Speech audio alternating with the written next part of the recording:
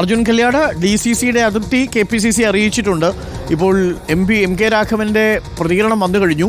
പാർട്ടിക്കുള്ളിലെ ചിലർ തനിക്കെതിരെ നടത്തുന്ന തന്നെ ചെളിവാരി എറിയാൻ നടത്തുന്ന ശ്രമങ്ങളാണ് ഇതെന്ന രീതിയിലാണ് വ്യാഖ്യാനം. ആരെയാണ് ഉദ്ദേശിച്ചിരിക്കുന്നത് എന്ന് ചോദിച്ചപ്പോൾ അത് നിങ്ങൾക്കറിയാമല്ലോ എന്നായിരുന്നു മറുപടി. DCC രാഘവൻ പോര് മറ്റൊരു ഘട്ടത്തിലേക്കാണോ? AK അഭിലാഷ് നമുക്കൊപ്പം ചേരും.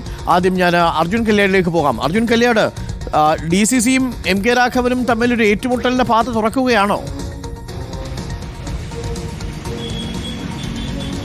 തീർച്ചയായിട്ടും MK രാഘവൻ്റെ പ്രതികരണം കൂടി വന്നപ്പോൾ നമ്മൾ അത് തന്നെ വേണം മനസ്സിലാക്കാൻ. DCC നേതൃത്വവും MK രാഘവൻ MPയും തമ്മിൽ ഒരു പോരിലേക്ക് കാര്യങ്ങൾ എത്തുന്നു എന്ന് വേണം നമുക്ക് ഈ പ്രതികരണങ്ങളുടെയെല്ലാം തന്നെ വായിച്ചെടുക്കാൻ വേണ്ടി കഴിയുന്നത്.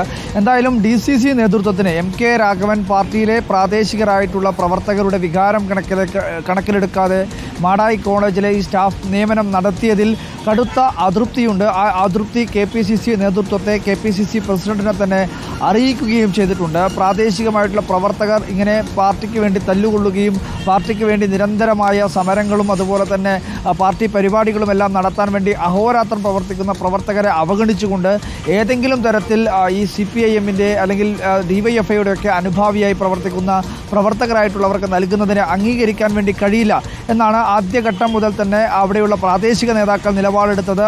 ആ നിലപാട് DCC നേതൃത്വം അല്ലെങ്കിൽ ആ നിലപാടിനോട് ചേർന്ന് നിന്നുകൊണ്ടാണ് DCC നേതൃത്വം ചില നടപടികൾ കൈക്കൊള്ളുകയും ചെയ്തിട്ടുള്ളത്.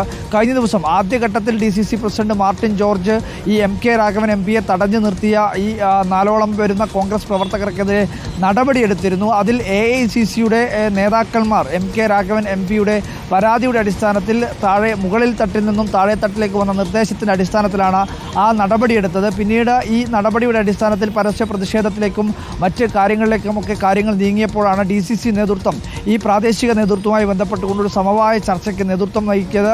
DCC ജനറൽ സെക്രട്ടറി ആയിട്ടുള്ള രജിത്ത് നാറാത്തിനെ ഈ സമവായ ചർച്ചയ്ക്ക് വേണ്ടി ചുമതലപ്പെടുത്തി.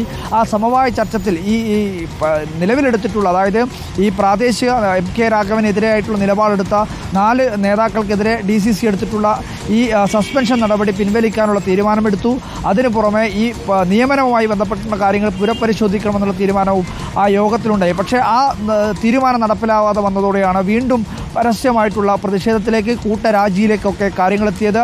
ഈ തീരുമാനത്തെ വെല്ലുവിളിച്ചുകൊണ്ട് അന്നേ ദിവസം തന്നെ ഈ നിയമനത്തിന് ഈ ഭരണസമിതി MK രാഘവൻ ചെയർമാനായിട്ടുള്ള ഭരണസമിതി അംഗീകാരം നൽകിയതും കൂടുതൽ പ്രകോപനം സൃഷ്ടിച്ചു. തൊട്ടു പിന്നാലെയാണ് DCC നേതൃത്വം ഈ ഭരണസമിതിയിലുള്ള ഈ നിയമനത്തിന് അംഗീകാരം നൽകിയതിന് തൊട്ടു പിന്നാലെയാണ് DCC നേതൃത്വം ഈ പറയുന്ന ഭരണസമിതിയിലുള്ള ഡയറക്ടർമാർക്കെതിരെ നടപടിയെടുത്തത്. അതോടുകൂടിയാണ് ഈ ചേരിപ്പോര് കൂടുതൽ രൂക്ഷമാകുന്ന സാഹചര്യമാണ് ഇപ്പോൾ കണ്ണൂരിൽ. എന്തായാലും കോൺഗ്രസ് നമ്മളെ അത്ഭുതപ്പെടുത്തുന്നത് DCC ആദ്യം MK രാഘവനെ തടഞ്ഞു നിർത്തിയവർക്കെതിരെ നടപടിയെടുക്കുന്നു.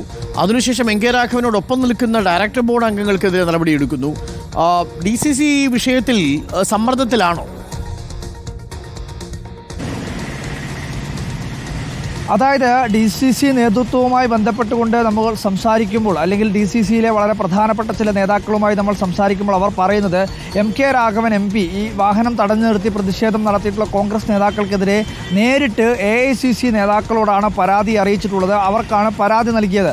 അപ്പോൾ സ്വാഭാവികമായും AICC നേതൃത്വം താഴെത്തട്ടിലേക്ക് അതായത് KPCC നേതൃത്വത്തോടും DCC നേതൃത്വത്തോടും ഈ പ്രതിഷേധം നടത്തിയവർക്കെതിരെ നടപടി സ്വീകരിക്കണമെന്നുള്ള നിർദ്ദേശം നൽകിയിരുന്നു. അതിനു പിന്നാലെയാണ് അങ്ങനെ ഈ പ്രാദേശിക നേതാക്കൾക്കെതിരെ നടപടി സ്വീകരിക്കാൻ DCC നിർബന്ധിതമായത് എന്നാണ് പറയുന്നത്. അതിന് തൊട്ടു പിന്നാലെ ഈ DCC അംഗീകാരം നൽകിയതോടുകൂടി നിയമനത്തിന് ഭരണസമിതി അംഗീകാരം നൽകിയതോടുകൂടിയാണ് മറിച്ച് MK രാഘവൻ്റെ കൂടെയുള്ള ഈ ഭരണസമിതിയിലെ അംഗങ്ങളായ ഡയറക്ടർമാർക്കെതിരെ DCC സ്വമേധയാ തന്നെ അത് മറ്റേതെങ്കിലും ഒരു ബോഡിയുടെ നിർദ്ദേശത്തിൻ്റെ ഭാഗമായല്ല. DCC അത് പ്രാഥമികമായി പ്രാദേശിക നേതൃത്വത്തിൻ്റെ വികാരം കണക്കിലെടുക്കാതെയാണ് അല്ലെങ്കിൽ DCCയുടെ അഭിപ്രായം തേടാതെയാണ് നിയമനം നടത്തിയത് എന്നുള്ളത് കൊണ്ടാണ് ഈ നേതാക്കൾക്കെതിരെ 5 നേതാക്കൾക്കെതിരെ MK രാഘവനോടൊപ്പം ഡയറക്ടർമാരായിട്ടുള്ള 5 പേർക്കെതിരെ നടപടിയെടുക്കാൻ